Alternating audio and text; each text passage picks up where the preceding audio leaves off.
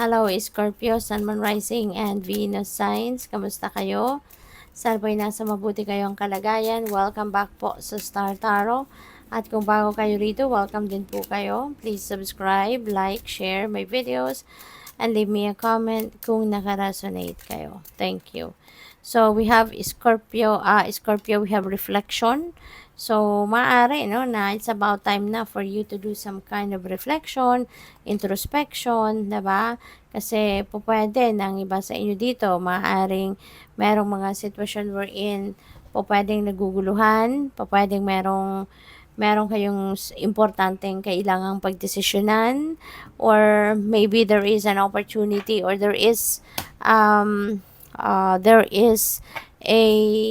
a tawag dito, sitwasyon na siguro you can't figure out, no, on how you're going to navigate that. Kaya mas maganda mag-reflect kayo, magmuni-muni, magnilay-nilay kayo para na makapag-isip kayo ng maigi, makapag-isip kayo ng mabuti. Okay? So, we have strength. You are being guided by the cosmos. Stay strong. A positive outcome is assured. So, napakaganda. Whatever it is, no, na gusto mong gawin or maaring ginagawa mo na, huwag kang matakot, no, na ipagpatuloy ito. Huwag kang matakot na gawin ito, no, kung ano man pinaplano ninyo. Merong guarantee, 'di ba, ang universe para sa iyo, na ina-assure ka niya na merong positibong resulta, no, na mangyayari rito. Kung ano man itong gagawin mo, ano man itong ginagawa mo, for some of you, continue lang na magsipag, mag-persevere, pagsikapan mo pa, 'di ba? Mag-extra effort ka pa, and there will be a positive outcome, no, na mangyayari diyan. So, we also have inner worlds. Your external world is a reflection of your inner world. So, magandang reminder ito para sa inyo na kung ano man yung makikita mo sa inyong 3D reality, yan ang ng kung ano yung iniisip mo, or kung ano yung laman ng isip mo, at kung ano nararamdaman mo. So, to pwede rin na ang iba sa inyo rito is siguro kailangan din na ma-realize ninyo, na kailangan lagi tayong aware, no, or cautious sa kung ano yung pinapasok natin sa isip natin. Kasi that becomes our feelings and emotions, diba? Kung negative ang iniisip natin, negative din mararamdaman natin. So, negative din ang makikita mong magiging resulta niyan sa realidad mo. Kaya kailangan aware tayo, cautious tayo of what we put in our minds. Okay? So, yan, importanteng reminder yan para sa inyo. So, tignan natin kung ano pa ang mga mensahe para kay Scorpio.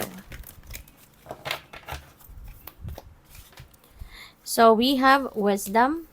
Ayan. So, probably, ang iba sa inyo, you could be a teacher, Baka teacher kayo, baka mentor, baka mga katulad ng spiritual guide, spiritual counselor, mga ganon.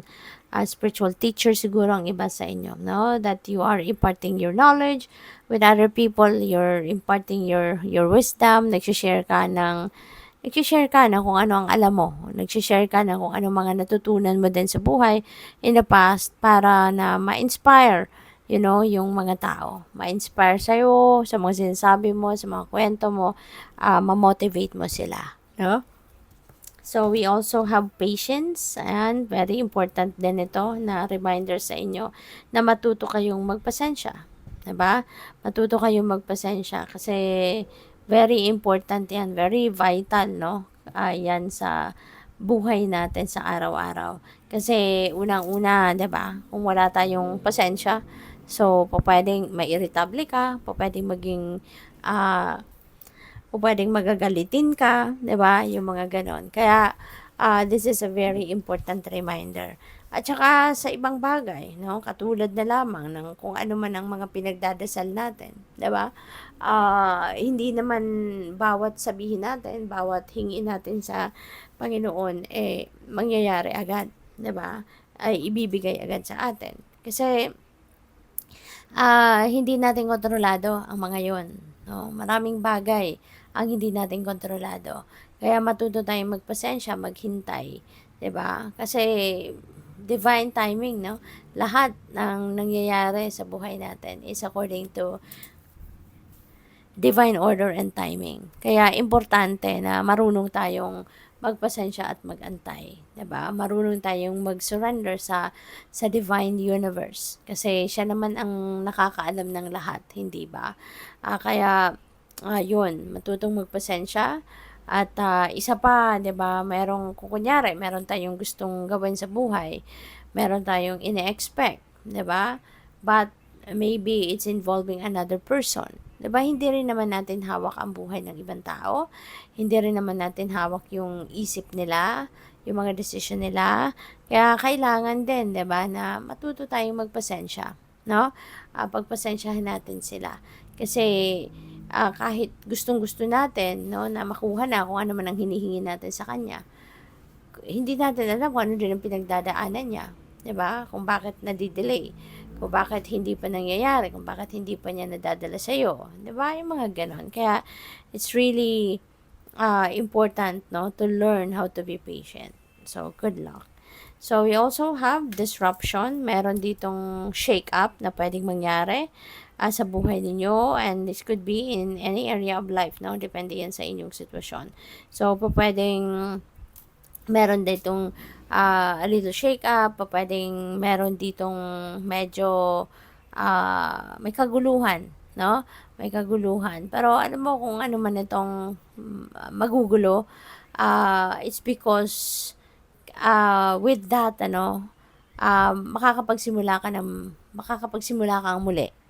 'Di ba? Masisimulan mo muli ng magagawa mo ng mas matibay ang pundasyon, no, ng kung ano man ang sitwasyon na ito. Kaya in the end, it is for your highest good. Sa una lang, 'di ba? Pupuwedeng may kaguluhan, pupuwedeng ma-overwhelm ka, pupuwedeng mabwisit ka. Pero at the end of the day, you will see, no, na it is indeed for your highest good. No? So hindi lang natin alam kung saan ito, para anong parte ng buhay mo to. But when this happens, then malalaman mo, 'di ba? Kung anong parte ng buhay mo ito ang magkakaroon ng shake up. So good luck. Thank you for watching, Love and Light. Namaste.